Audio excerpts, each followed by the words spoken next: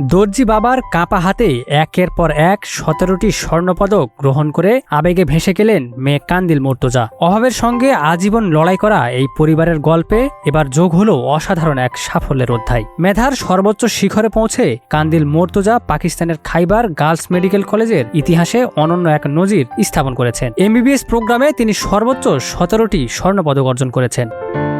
পেশোয়ারে অনুষ্ঠিত 2026 সালের সমাবর্তন অনুষ্ঠানে তার এই অভাবনীয় কৃতিত্বে পুরো মিলনায়তন মুহূর্তেই স্তব্ধ হয়ে যায়। সামাজিক যোগাযোগ মাধ্যমে ছড়িয়ে পড়া ভিডিওতে দেখা যায় অনুষ্ঠানে অতিথিরা একের পর এক পদক তুলে দিচ্ছেন আর পাশেই গর্বিত পিতা আবেগে আপ্লুত হয়ে দাঁড়িয়ে আছেন। প্রতিবেদন অনুযায়ী কলেজের ইতিহাসে এটি কোনো শিক্ষার্থীর সর্বোচ্চ স্বর্ণপদক অর্জনের রেকর্ড। একই অনুষ্ঠানে আরও কয়েকজন মেধাবী শিক্ষার্থীও সম্মানিত হন, যাদের মধ্যে মুকাদ্দাস 10টি এবং সাবিহ 7টি স্বর্ণপদক অর্জন করেন।